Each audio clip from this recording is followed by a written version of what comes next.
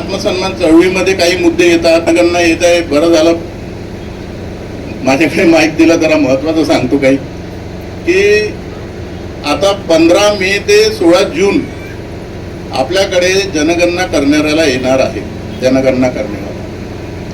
तर त्यावेळी तुम्हाला जात विचारल्या जाणार आहे या स्टेजमध्ये आणि घराची माहिती घेणार आहे. तर त्यावेळी आपल्याला अनुसूचित जातीमधील जात सांगायची आहे, तरच आपली ते जनगणना होणार आहे, नाही तर आपली जनगणना होणार नाही.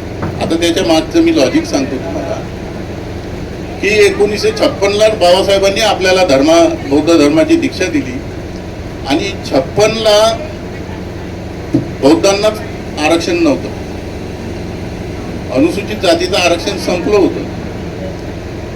कारण संविधान अनुसूचित जाती आदेश नावाचा एक आदेश आहे, त्या आदेशामध्ये एक सूची दिलेली आहे. त्या सूचीमध्ये ज्यांचा समावेश असतो त्यांनाच आरक्षण मिळतं. प्रत्येक राज्याची सूची जी आहे ती केंद्र सरकारने केलेली आहे. महाराष्ट्राची सूची जी आहे ती पण केंद्रानेच करून दिलेली असते. आपल्या इथे 59 जाती आहे ज्यांना अनुसूचित जातीचं आरक्षण मिळतं आणि महाराष्ट्रामध्ये 13% मिळतं, केंद्रामध्ये 15% मिळतं. तर आपण धर्मांतर केल्यानंतर महाराष्ट्रातल्या रिपब्लिकन पार्टीच्या नेत्यांनी मागणी केली की आम्हाला आरक्षण मिळावं अनुसूचित जातीचं म्हणून. तर सुरुवातीला 1960 पासून महाराष्ट्रांना बौद्ध म्हणून आरक्षण मिळायला लागलं. परंतु हे आरक्षण देणं हे केंद्र सरकारचा विषय आहे. तरी पण राज्य सरकारने स्वतःच्या जबाबदारीवर म्हणा आरक्षण महाराष्ट्रापुरतं दिलं. त्याला सर्टिफिकेटही दिले की अमुक व्यक्ती हा धर्मांतरित बौद्ध आहे आणि हा अनुसूचित जातीचा आहे. परंतु केंद्राचं आरक्षण मिळत नव्हतं. त्याच्यासाठी बरेचसे आंदोलनं झाली. एक मधल्या काळामध्ये मोरारजी देसाई पंतप्रधान होते. त्यावेळी आपली काही मंडळी शिष्टमंडळ घेऊन मोरारजींना भेटायला गेले. तेव्हा मोरारजींनी स्पष्ट म्हटलं तुम्हाला बौद्ध व्हायचं कोणी सांगितलं म्हणून. तेव्हा इतकं मोठं आंदोलन पेटलं होतं की आमच्या वर्धेला ते अशोक वाघमारे एक पॅन्थर होते, भास्कर भगत होते, ते आमचे भीमराव लोहकरे होते, पॅन्थरचे कार्यकर्ते होते त्यावेळी. तर मोरारजी तिकडून आले एकदा वर्धेला, तर त्या पोलीस स्टेशनच्या तिथे त्याच्यावर चप्पल फेकली होती. त्यांना खूप मारलं, अटक केली. मग मी एकदा नाशिकला कार्यक्रम घेतला, त्यांना तिघालाही बोलावून सत्कार केला होता त्यांचा. तर मग पुढे आंदोलन झाली. दिल्लीला जंतर मंतरवर आंदोलन झालं. 1990ला VP सिंग पंतप्रधान असताना बौद्धांना आरक्षण देण्याचा ठराव पास झाला. अनुसूचित जातीचं आरक्षण हे बौद्धांना लागू झालं. सुरुवातीला हिंदूंना होतं, नंतर शिखांना झालं 1956ला सप्टेंबर 56ला, नंतर 90 पासून बौद्धांना लागू झालं. परंतु ही धार्मिक पात्रता दिली. अनुसूची असते एक, संविधान अनुसूचित जाती आदेश नावाचा जो आदेश आहे त्याच्या खाली एक यादी असते. त्या यादीमध्ये जातीची यादी असते. त्या सूचीमध्ये धर्मांतरित बौद्ध हा शब्द टाकायला पाहिजे होता. तो शब्द त्यांनी टाकला नाही. जुना महार मांग जेवढे 59 कास्ट आहे ते राहिले. त्यावेळी 1990ला रामविलास पासवान हे समाज कल्याण मंत्री होते. त्यांनी ते विधेयक सादर केलं होतं. त्या विधेयकाच्या वेळी काँग्रेसचे जे नेते होते पी शिवशंकर हे विरोधी पक्ष नेते होते.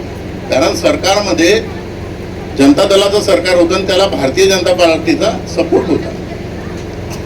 तर त्यांनी म्हटलं, पी शिवशंकरनी, ते मादगी होते, की धर्म बौद्ध आम्ही लिहू पण जातीमध्ये मात्र मादगी लिहावं लागेल. तो क्या मैं बौद्ध और मादगी होऊंगा क्या, तुम सूची में बदल करो. तर त्या भाजपच्या खासदारांनी त्याला विरोध केला. नाही अभी ये जो महार हो गए ये बौद्ध हो गए अभी रहेंगे. आणि ते तसंच राहिलं. रामविलास पासवानला वाटलं की इतक्या वर्षानंतर हे होऊन राहिलं तर होऊ द्या. आणि दुसऱ्या दिवसपासून अधिवेशन जे आहे संपणार होतं. आणि मग उद्या जर अधिवेशन संपलं तर ते पुढे केव्हा अधिवेशन होईल, केव्हा याच्यावर मंजुरी होईल. आता माहोल आहे, पास करून टाका. रामविलास पासवाननी म्हटलं की जे आहे त्याच्यामध्ये पास करून टाकूया आपण आणि आपण आपलं काम करूया. ते मंजूर झालं. आणि मग आम्हा सगळ्यांना वाटलं की बा आता झालं, आता बौद्धांना बौद्ध म्हणून आरक्षण मिळालं. पण 2012ला एक प्रकरण असं घडलं, मलाही असं स्वतःला, मी त्यावेळी न्यायव्यवस्थेत होतो, मला नंतर 95 पासून मला असं वाटलं की ठीक आहे बा, झालं हे काम आपलं.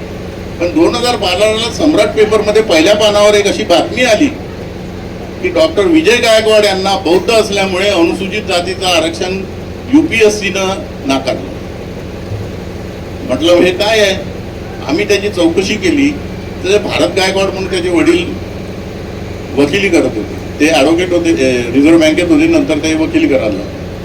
आम्ही संपर्क केला, त्यांचे डॉक्युमेंट्स पाहिले तर UPSCचं म्हणणं असं होतं की तुमच्या कास्ट सर्टिफिकेटवर जे बौद्ध लिहिलेलं आहे ते अनुसूचित जातीच्या सूचीमध्ये, एकही महाराष्ट्राच्या सूचीमध्ये ती जात नाही आहे.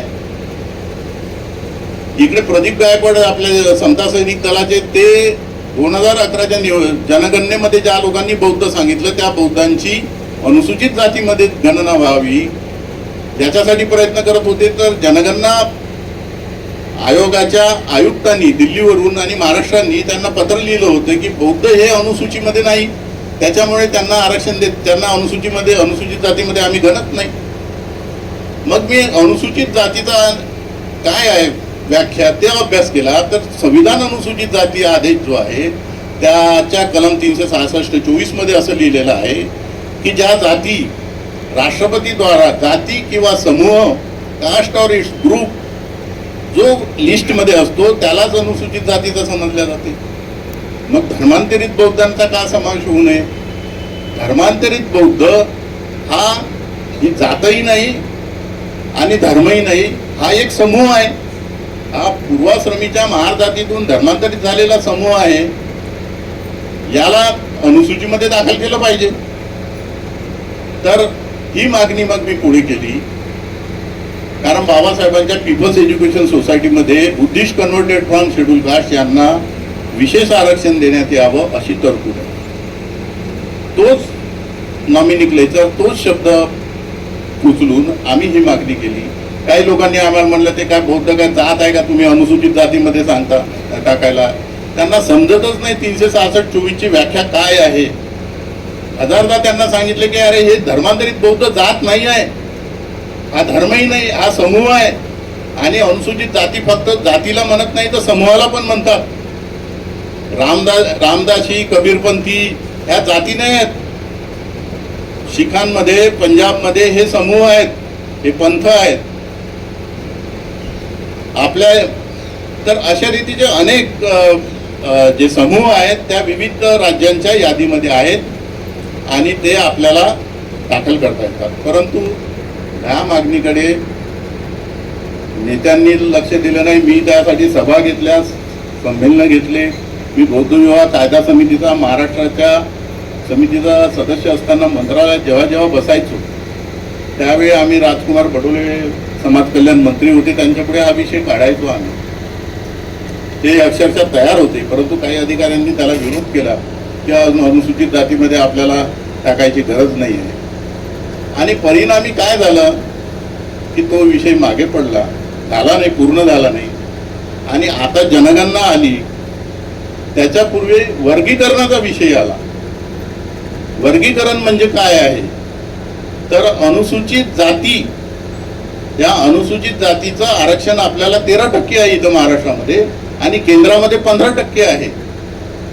तर एक समाज असा म्हणतो की हे महार लोक, बौद्ध लोक आम्हाला पुढे जाऊ देत नाही, त्याच्यामुळे आम्हाला वेगळं आरक्षण द्या.